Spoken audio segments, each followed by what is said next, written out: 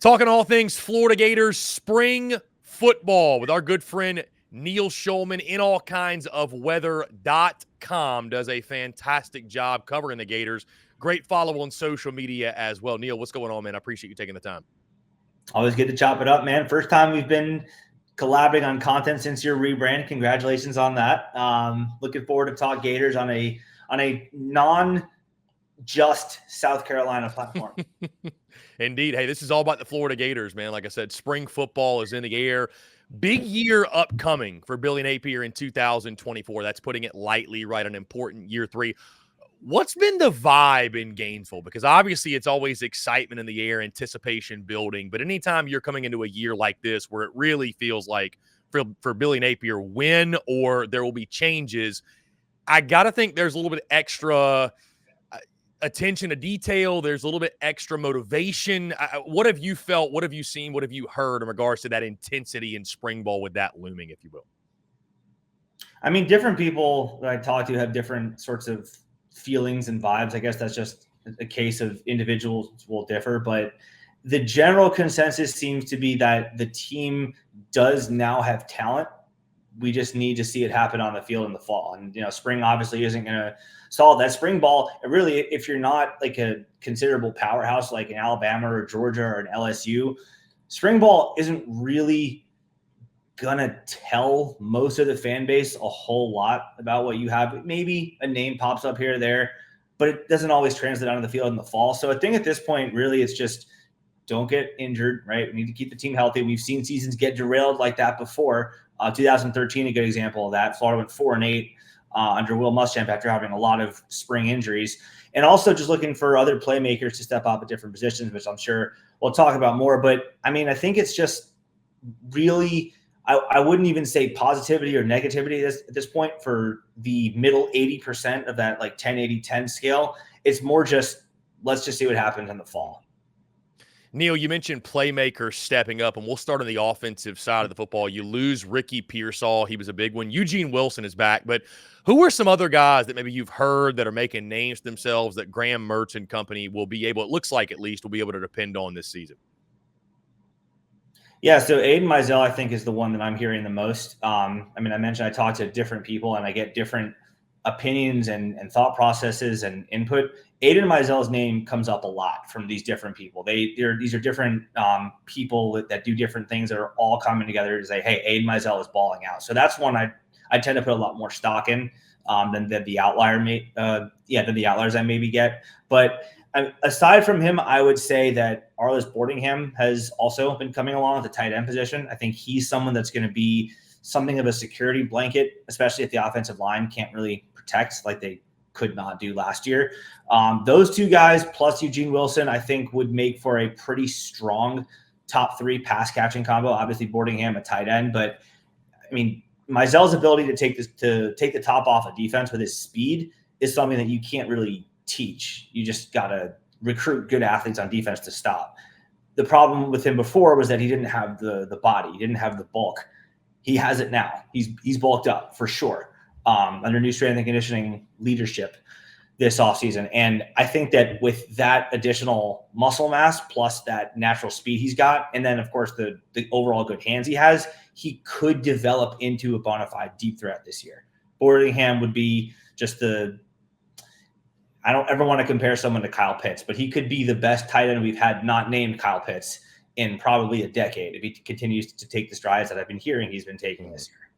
Yeah, Boardingham was very, very good late in the season last year. Excited to see how he develops in that offense. Speaking of, we'll stick with the offense. Neil, I don't think it's any secret. This is Graham Mertz's football team, especially after last year. I thought the toughness he showed late last year was incredible. A guy that most notably I ranked, and many others did as well, but I ranked the 14th best signal caller coming in the year, and he quickly squashed that. And he did so much to a point, Neil, where I put out a midseason quarterback rankings. I was like, we got to rectify this. We got to fix this immediately. So Graham Mertz comes in, I think, top half the league SEC signal caller. This is his team. But DJ Lagway is the guy, of course, the highly talented signee, catching a lot of the headlines, I'm sure, a lot of the attention. How much of that excitement for Lagway is because of the, you see the progression, you see the talent, and it's excitement for he's the guy of the future, or is there maybe excitement because he could factor in and be a playmaker and somebody who helps Florida win football games this year? First of all, you did not have to put yourself on blast there for the preseason rankings, because that was before your rebrand. I know. But here's the thing: I was being objective even there. It wasn't even like a shot at Florida. I drank the anti-Graham Mertz Kool-Aid, so we'll not make that mistake again. Poison. Yes. Yeah. Well, I was gonna say you have a clean slate now as the SEC Unfiltered guy, but no, I mean there's no denying DJ Lagway's talent. The things that he can do are things that, like, all of us wish that we could do when we were his age. But obviously there's going to be a learning curve because he is a 17, 18-year-old kid. That's going to happen for anyone, no matter how highly touted they are. And if they come in and they do become a Heisman Trophy favorite as a true freshman, then that's the anomaly. You can't really bank on that. So for that reason, as you just mentioned, yes, it is Graham Mertz's football team. I do envision a scenario where maybe late in the season, like if the season's really come off the rails, Florida could just say, and maybe Graham Mertz is hurt or something, maybe then it becomes DJ Lagway's team. That's it. That's the only scenario I think in which this is not Graham Mertz's football team. Because, like, as you said, in the midseason, you saw the way he played, the way he developed the timing with his receivers. Obviously, losing Pearsall is going to hurt him in that respect. But a guy like Mizell could come in and just be that deep threat. I heard reports initially from spring practice that Mertz didn't know what to do with Mizell's speed, was the quote I got from someone who texted me that. Is like, he literally does not know what to do with his speed.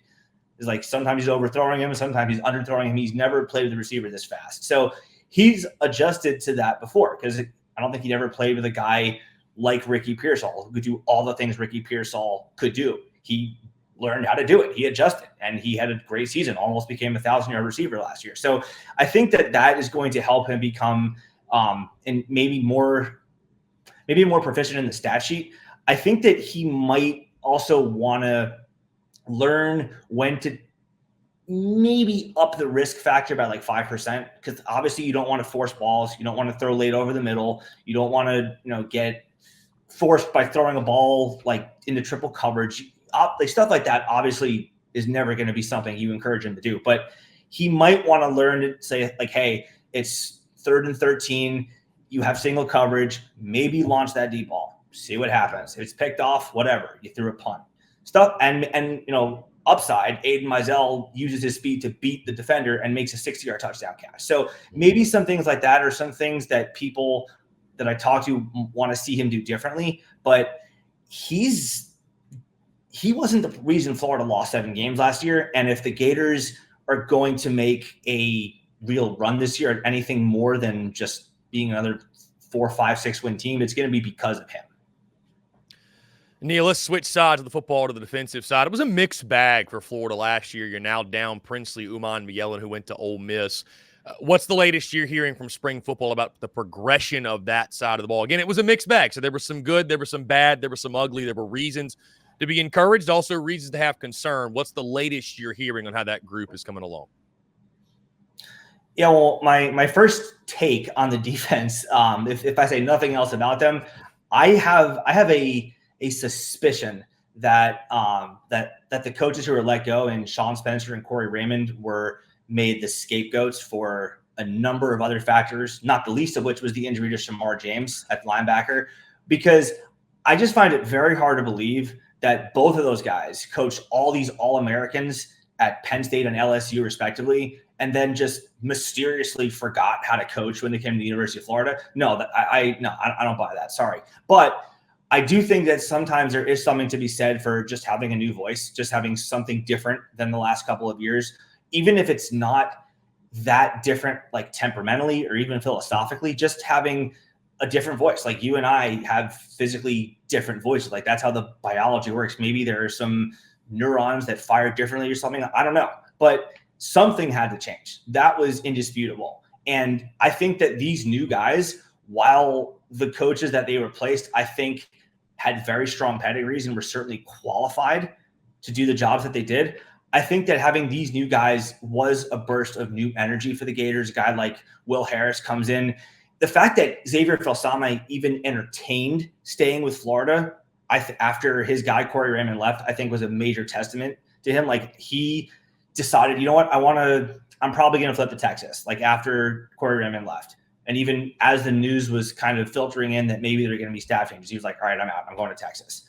But the fact that he even entertained Florida was because of Will Harris, because he has that energy, he has that intensity, and it shows in practice. I mean, there are clips circulating on Twitter and Instagram about how he gets involved in the tackling drills. Like he holds the board up with a lot of energy. He's not just like, hold it up, like pretend this is a board. He's like, hold it up. No, he's like pushing guys like, hey, come on. And then he'll chase them down like 15, 20 feet. Like, hey, come on, hit me. There's something about that just seems like, you know what? I don't know that Corey Raymond didn't have that, but that looks like something that you want to see from spring practice. And the guys do appear to be responding to it well. And that's for Gerald Chapman too on the defensive line, both of them. Neil, let's talk about special teams. That's not normally something I'm bringing up with folks, and we're talking spring ball, but when you've had as many issues as Florida's had with special teams, is there anything that you've heard or anything coming out of spring practice that gives you any reason to believe that will not be such an eyesore this year? Not particularly. I mean, not as much as you'd like, right? Well, I mean, you can't exactly ask the people that like I talked to, hey, did we learn how to substitute correctly? Were all the guys, was there only one of each jersey number on the field at one time for every single play? Like, no, you can't weed that out. But I'm in I'll believe it when I see it mode, because it's been bad for 2 years. There was a change. We did bring in Joe Houston. There's still not an on-field special teams coach, which I have to believe could, if nothing else, have prevented the two most critical special teams errors, the double jersey issue against Utah last year, and then the snap infraction malfunction because we ran on the field way too soon against Arkansas, which pushed what would have been the game-winning field goal attempt back 5 yards. Those two things don't happen if there's an on-field special teams coach who is in charge of nothing other than making sure that those kinds of things don't happen. So that still hasn't been addressed. We used the other staff spot that we had on a second offensive line coach, Jonathan DeCoster, from the Cleveland Browns, who I do think is a perfectly qualified coach. But the fact that you don't have that need addressed, like I'll go back to the South Carolina. I mean, you see the frustration point with me. I'll go back to the South Carolina game 2 years ago, where Florida just absolutely blows the doors off South Carolina, which is what people remember from that game. What people may not remember is that Florida had a kick blocked, a field goal blocked, an extra point blocked. They failed to get the snap off. They failed to get the hold down for another field goal attempt. They had a bad snap on still another attempt, and they gave up, I think, a 42-yard punt return to Juice Wells. And at the end of that punt return, there was a nice face mask that you just sling the guy down by for another 15 yards. That game alone should have been the trigger point for Billy Napier to go, okay, no. It hasn't. It still hasn't been addressed. There was also a fake punt touchdown pass in that game. That was the only way. Remember, that was the only point. Kroger. That was the only point South Carolina scored in that game. The Kai Kroger fake punt, where after a timeout that Florida called, by the way, which we took a nap after we called a timeout to wake up. So that's the thing where I go, Billy. And then the very next week, you lose the game to Vanderbilt because your punt returner fields a punt in his own end zone, which is the Cardinal sin of football. So, the fact that happens in back-to-back weeks, and you still don't have an on-field special teams coach.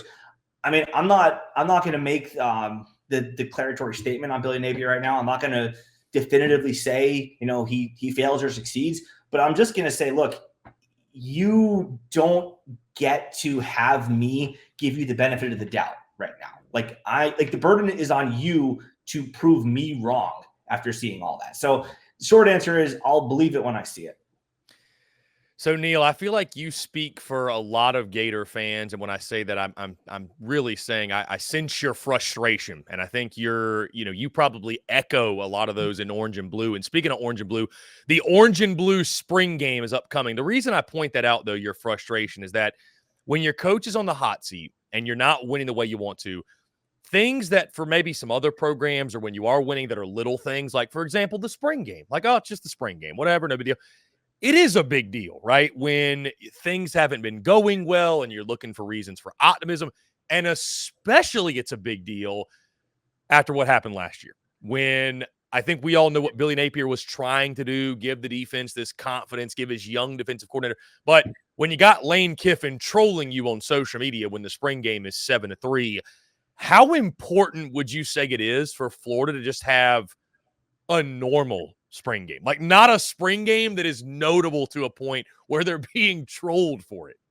I mean, important in the eyes of who? Like social media losers, or like the average fan, or coaches on, or like I guess just the fan base. I mean, I'm sure the fan base wants something to feel good about.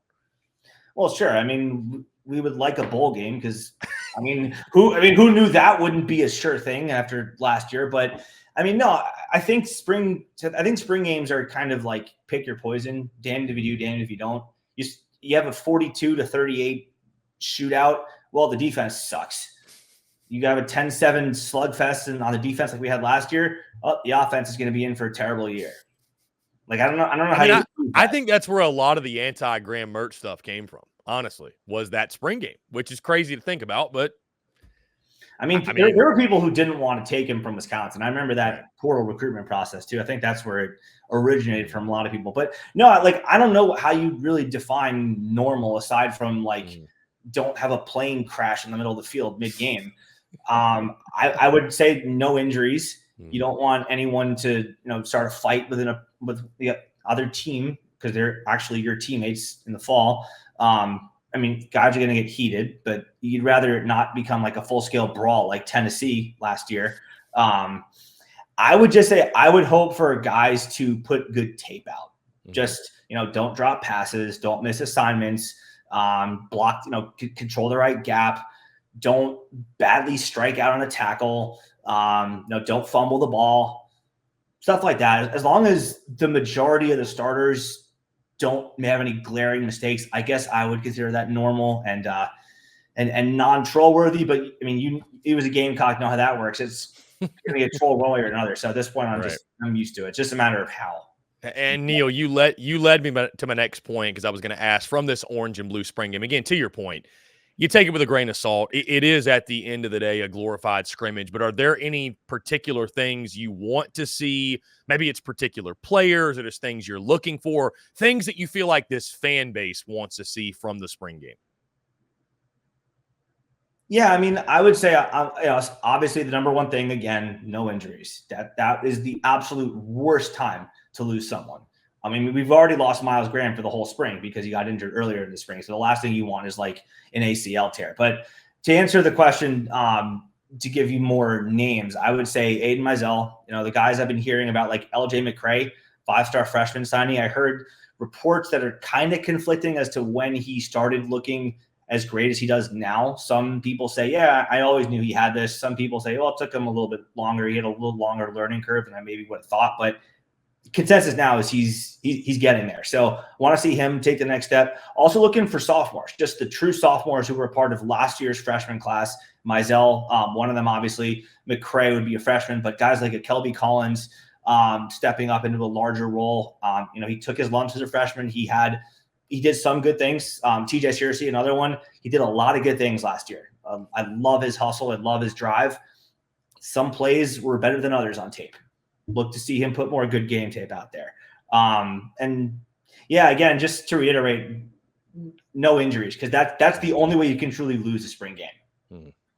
What about DJ Lagway? Anything you want to? I mean, he's the guy of the future, right? Even if he doesn't play a lot this year, I'd have to imagine Florida. I mean, heck, I'm excited as someone that's following Florida football now. I'm excited to see what DJ Lagway looks like. I mean, of course, you're looking forward to seeing what he can do. But it's because you can't really. The overreactions are going to happen. They're going to happen one way or another. Yes, that, and also because that it's illegal to just nail him like you could in a real game, just to level him. It's like semi on air with his routes. So like maybe the psychological factor is what keeps him from going off in a spring game to having a true Heisman Trophy season on the field in the fall. But because that like guys aren't going to hit you, you might suddenly have more confidence in stepping up and doing your fundamental things right, like stepping into the throw, maybe taking off for a 75-yard touchdown run when guys can't hit you. So I'm looking forward to seeing the accuracy of his throws.